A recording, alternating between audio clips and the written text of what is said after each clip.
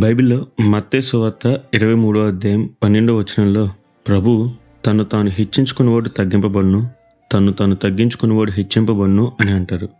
మరి అయితే ఈరోజు మీకు ప్రశ్న, మీరు మిమ్మల్ని తగ్గించుకుంటున్నారా? ఏ విషయంలోనైనా ప్రభువునే మహింపరుస్తూ మీ పని చేస్తున్నారా?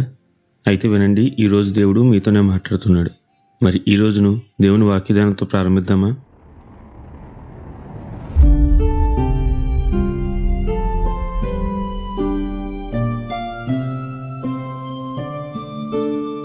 మనందరికీ బైబిల్లో యాకోబు ఏసావుల వృత్తాంతం బాగా తెలిసిందే.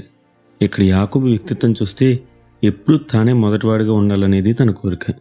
దానికోసం పోరాడతాడు, కుదరకపోతే మోసం చేస్తాడు. ఇదే తంతు అతని గర్భంలో ఉన్నది మొదలుకొని తన అన్న నుండి పారిపోయే వరకు చూస్తాం. కానీ మీరు ఎప్పుడైనా యాకోబు గర్భంలో ఉండగానే ప్రభు రిబ్కాకిచ్చిన వాగ్దానాన్ని గమనించారా? అయితే ఒకసారి ఆదికాండం 25వ అధ్యాయం 23వ వచనం చదవండి.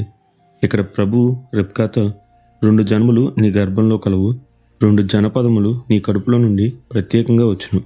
ఒక జనపదము కంటే ఒక జనపదము బలిష్టమై ఉండును, పెద్దవాడు చిన్నవానికి దాసుడగును అని ప్రభు అంటాడు. చూసారా, చిన్నవాడు గొప్పవాడవుతాడు, పెద్దవాడు వానికి దాసుడవుతాడు. ఇది ప్రభు చెప్పిన మాట. అంటే చిన్నవాడిగా ఉండటమే శ్రేష్టం. అయితే ఈ విషయం గ్రహించిన యాకోబు గర్భంలో ఉండగానే మొదటివాడిగా ఉండాలని పెనుగులాడతాడు. కుదరకపోతే తన అన్న మడిమ పట్టుకుని మరీ వెనకకు లాగడానికి ప్రయత్నించాడు.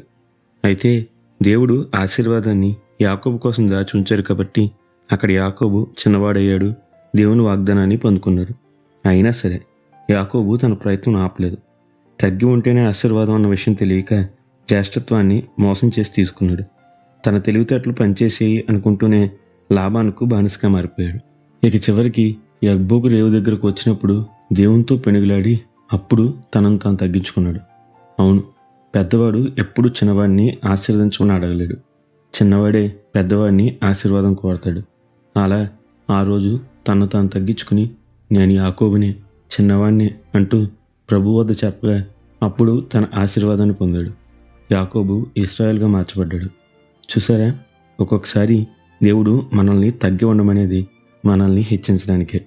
కాబట్టి 1 పేతురు 5వ అధ్యాయం 6వ వచనంలో చెప్పినట్లుగా దేవుడు తగిన సమయమందు మిమ్మల్ని హెచ్చించినట్లు ఆయన బలిష్టమైన చేతి క్రింద ద్వైనమనస్కులై ఉండుడి.